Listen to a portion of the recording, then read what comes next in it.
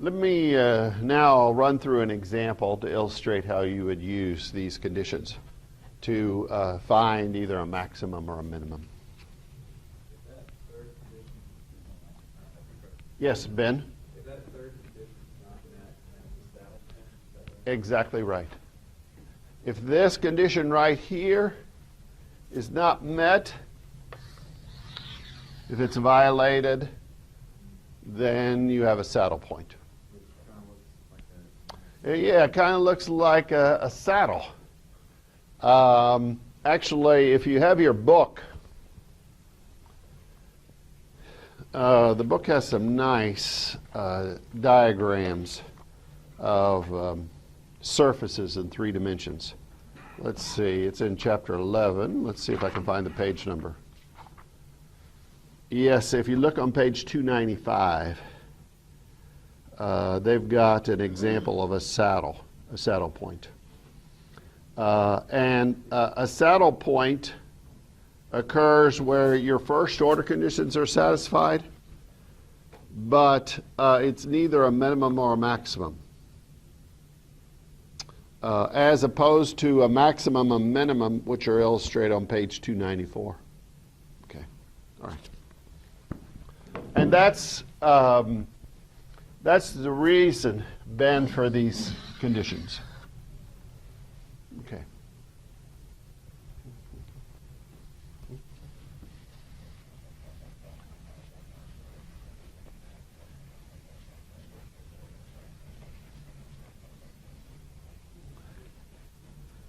Consider this function right here. Z is a function of x and y, and this function f is this: 100x minus x squared plus xy plus 100y minus y squared. For this function, we want to find its maximum or minimum. Okay. So how would we proceed?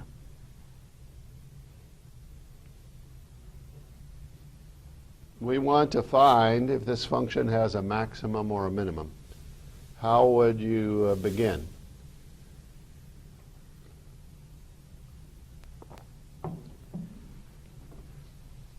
Diana, I can tell you want to answer. Right. Right. And what do we do with those partial derivatives? Yeah, we set them equal to 0. That is just our first order condition. It's the same first order condition for either a maximum or a minimum. Right now, we don't know whether we're going to find a maximum or a minimum or neither. Okay, but let's see. F sub x, just a partial derivative of that function with respect to x. And obviously, if you differentiate, you get 100 minus 2x plus y. These last two terms, of course, don't involve any x, so their derivatives are just 0, so they drop out.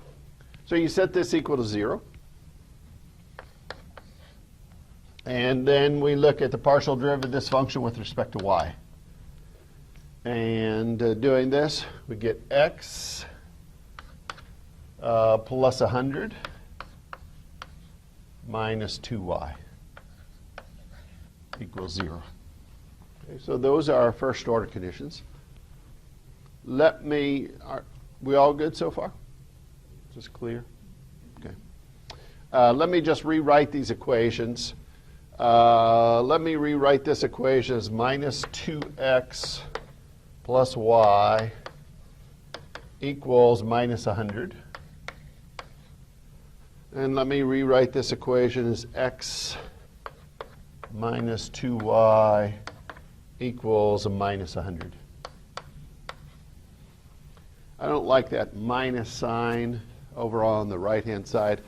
So let's multiply through both of these equations by minus 1. Doing that, we get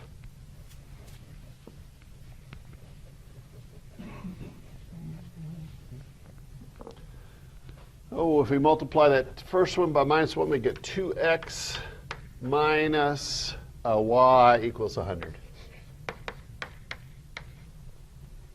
Multiplying this one through by -1, we get minus x plus 2y equals 100. Two linear equations, two unknowns. We go all the way back now to chapter 4. You could solve using the substitution rule, but I prefer using Cramer's rule. Using Cramer's rule, you get the solution value for x is equal to the ratio of these two determinants. In the denominator, you put the determinant of the coefficient matrix. So the coefficient matrix is just 2 minus 1 minus 1, 2.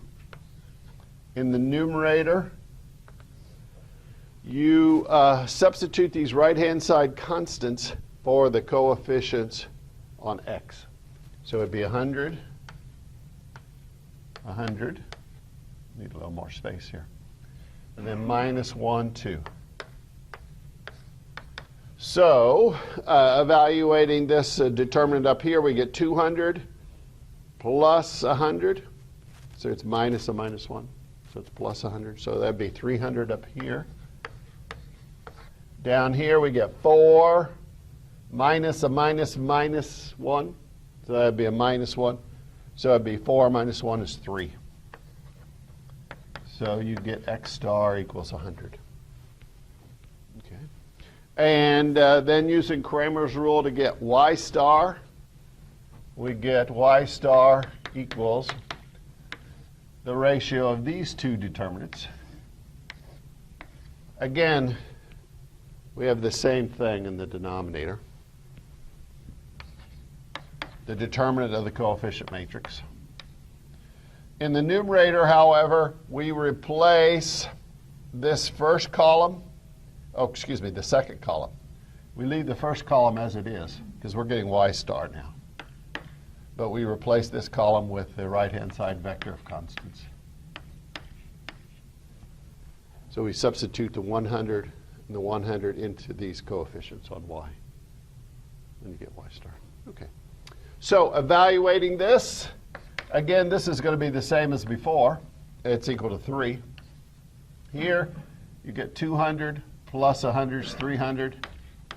So by coincidence, y star is also 100. Okay. So just going back, making sure that works. Notice we have 200, if x is 100, minus 100 equals 100. So that works. Minus 100 plus 200 equals 100. So both of these equations are satisfied when x and y are each 100. Okay. Now we've discovered the critical values of x and y. The critical values of x and y are the values that satisfy the first order conditions. Now we need to make sure that we have either a maximum or a minimum. So what do we check now?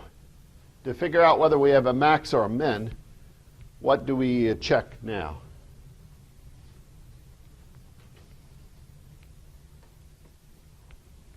Ryan? Yeah, take the second derivatives, because here's our second order conditions for a maximum. Our second order conditions are right here. So we need to find f sub xx. We need to find f sub yy. We need to find f sub xy. Okay. So we got f sub x right here. What is f sub xx, Ryan? Yep, it's just a -2. What about f sub yy? Yeah, f sub yy is partial derivative of this with respect to y, so it'd be -2. So far, it's looking like what? A max, because both of these are negative. But to be sure, it's a maximum and not a saddle point, which would be neither a minimum or maximum. We need to check this second part. Now, f sub xx times f sub yy is what? 4. Minus 2 times minus 2 is 4. F sub xy, which is by definition the partial derivative of f sub y with respect to x. At least it's by definition in this book. Okay, that's what f sub xy is. And what is this equal to? We want to take the derivative of f sub y with respect to x, and it is equal to, what did you say? 1. Coefficient on x is just 1 here. So that means f sub xy squared is just 1 squared, which is also 1. So in this case, f sub xx times f sub yy is 4. That is greater than f sub xy squared. So this is greater than f sub xy squared, which equals 1. So we know that we have a maximum at x equals y equals 100. At these critical values of x and y, we have a maximum. And that means that the maximum value of z is found by just substituting back into this function, x equals 100, y equals 100. So let's call this value z star.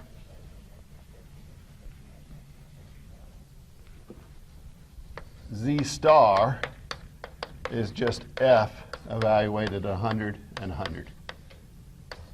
And just plugging into this, you get 100 squared, 100 times 100, minus 100 squared, plus 100 times 100,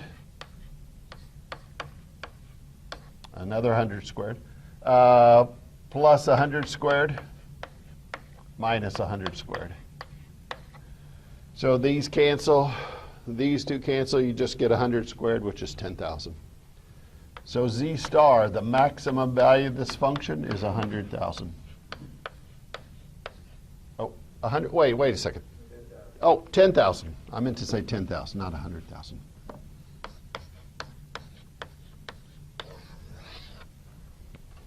Yeah, because if you take 100, you add on 2 more zeros, you get 10,000.